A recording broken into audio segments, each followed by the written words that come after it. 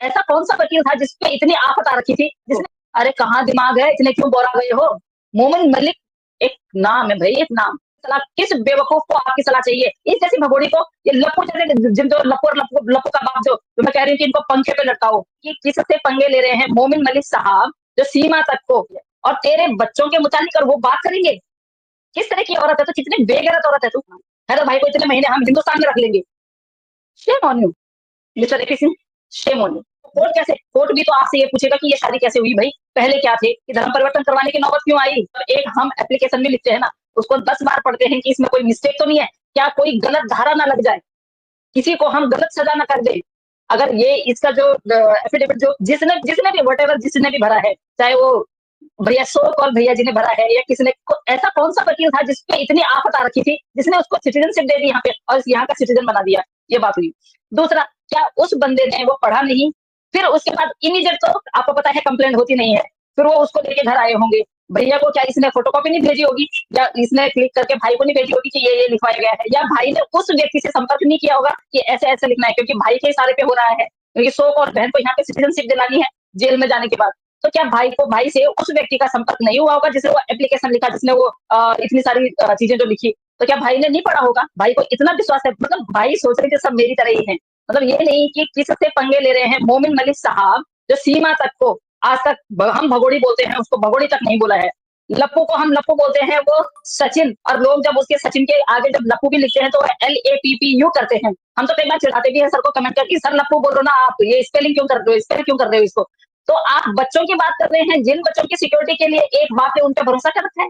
अरे क्या है तुम, मतलब कहाँ के कहाँ रुक ले जा रहे हो? एक बार पहले भी आपने यही किया था कि मोमिन मलिक साहब मुझे गाली गलौज करते हैं। सीमा, मोमिन मलिक साहब की हर वीडियो पड़ी हुई है। सीमा क्या भगोड़ी है तू? भगोड़ी सारी की सारी वीडियो वहां पड़ी हुई है, और तेरे बच्चों के मुतालिक और वो बात करेंगे। किस तरह की औरत है तू? कितनी बेगैरत औरत है तू? जो व्यक्ति, जो इंसान तेरे बच्चों के लिए यहाँ पे हिंदुस्तान में रह के उनके लिए फाइट कर रहे हैं कि वो सुरक्षित अपने मुल्क चले जाए, वो तेरे बच्चों को गाली देंगे? वाकई में कैसे साबित करोगे? तो मुझे ये समझ में नहीं आ रहा कि तुम साबित कैसे करोगे। मोमिन मलिक साहब पे तुमने पहले भी केस किया, उसमें क्या किया तुमने? यहाँ पे तुमने एफिडेविट में लिख दिया कि ये मैं भारत की सिटीजन हूँ। पहले वाले में लिख दिया तुमने कि 30 तारीख इनकी शादी हुई, फरवरी 30 तारीख को। अरे कहाँ दिमाग है, इतने क्यों बोरा गए हो? मोमिन मलिक एक नाम है भाई, एक नाम। अगर तुम मोमिन मलिक नाम देख के इतने घबरा गए हो तो क्यों ये छिछोरापन दिखा रहे हो? क्यों छिछोरापन दिखा रहे हो? भैया जी, आपने नहीं पढ़ी क्या? आपने वो एफिडेविट नहीं पढ़ा क्या? या फिर बहन बस जब तक बहन नाच रही थी पैसे कमा, जब तक लाख रुपए मिलता था तब तक, अब लाख रुपए की कमाई बंद हो गई तो अब जो मर्जी जैसे मर्जी करवा लो काम। अरे बहन बोला है तो वो रिश्ता निभाओ, शर्म करो। एपी सिंह जी आपके लिए बोल रही हूँ, जिस बहन की कमाई, जिस बहन के ठुमके की कमाई खाई है ना, उस बहन के ठुमके की लाज रखो। और इस तरह से झूठे केस करवा के क्या साबित करवाना चाहते हो? कितने दिन डिले करवाओगे? कितने दिन? आप ये बताइए, कितने दिन डिले करवाना चाहते हैं? आप जाके मोमिन मलिक साहब से बोल दीजिए कि इतने महीने मेरे को डिले करवाना है, बस इतने महीने के बाद तुम केस चलवाना। है तो भाई को इतने महीने हम हिंदुस्तान में रख लेंगे, उसके बाद क्या होगा? आप ये बताइए, आप सुप्रीम कोर्ट के वकील हैं, आप उसके बाद ये बताइए उसके बाद क्या होगा फिर? हार निश्चित है ना आपकी? अभी मान लीजिए, क्योंकि अभी भी उसमें आपका नाम नहीं है, वकालतनामा में कहीं आपका नाम नहीं है, तो आप रहने ही दीजिए।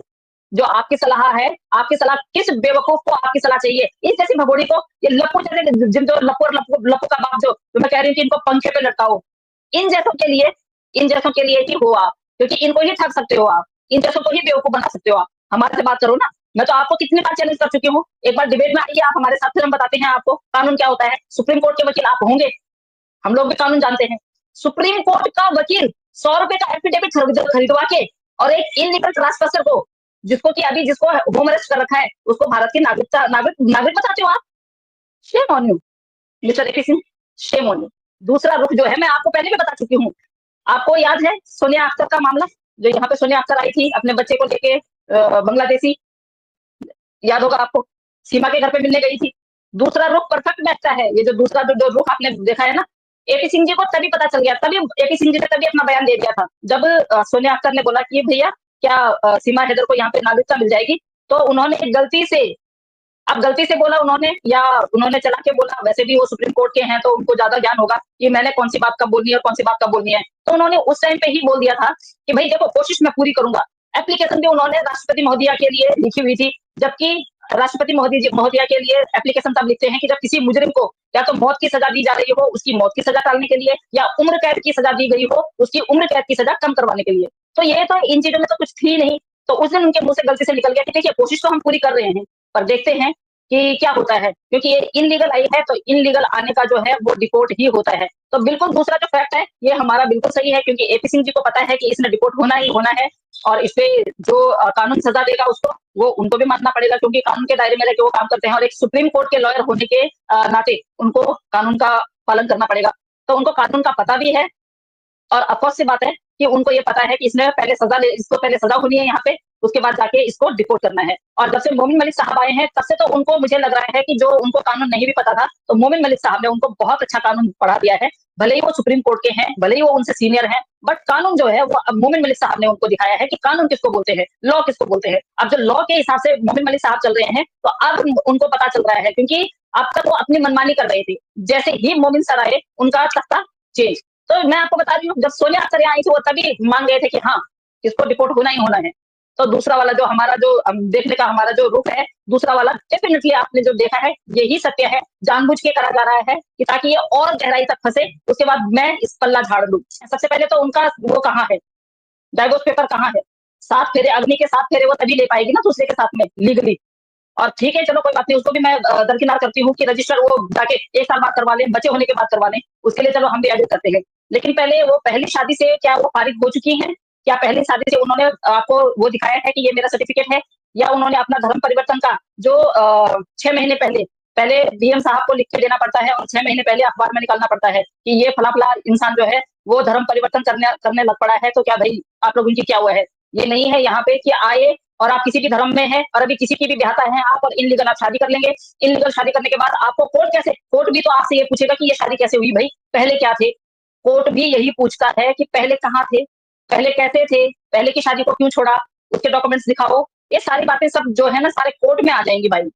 अग्नि के 7 फेरे आप नहीं, 14 फेरे लो, लेकिन पहले की शादी से फारिग हुए, नहीं हुए, ये महत्वपूर्ण बात है। ये आप याद रखिएगा हमेशा। ये हिंदू रीति-रिवाज से जो शादी होगी, और उसके लिए अगर धर्म परिवर्तन किया हुआ है, धर्म परिवर्तन करने के बाद जो ये सर्टिफिकेट दिखाएँगे, उसके उसके बाद जाके ये शादी, ये जो 7 फेरे लेंगे, जाके कोई बात नहीं है, आपने धर्म परिवर्तन करवा लिया, आप करवा सकती हैं, आप ओवर एज हैं, आप एडल्ट हैं, आप करवा सकती हैं, लेकिन उसके लिए भी आपको अदालत का सामना करना पड़ेगा पहले, कि धर्म परिवर्तन करवाने की नौबत क्यों आई? क्यों करवा रही हैं? इनसे अगर शादी कर रही हैं, तो पहली वाली शादी से फारिग हो गई हैं, पहली वाली शादी से फारिग हो गई हैं, तो उसके डॉक्यूमेंट्स दिखाइए। बहुत सारे इश्यूज आते हैं भाई, ऐसे ही 7 फेरे नहीं लिए जाते जैसे इन्होंने लिए। ये तो सुप्रीम कोर्ट के वकील थे, तब जाके भाई वो तो अपना माइंड चलाते हैं। उन्होंने तो ये भी बोला था कि चलो अगर इनकी शादी नहीं हुई है, जब हम लोगों ने सोशल मीडिया पे चिल्ला-चिल्ला के बोला कि ये शादी किसी भी कीमत में ये मान्य है ही नहीं हिंदू रीति-रिवाज से, तो फिर भैया जी ने ऐसे क्यों बोला? उन्होंने एप्लीकेशन क्यों डाला कि इनको रिलेशनशिप में रखा जाए? उसके वो भी इनकी खारिज होके आ गई। तो कौन मानेगा इनको, अभी जब ये पहली शादी से फारिग नहीं हुई है,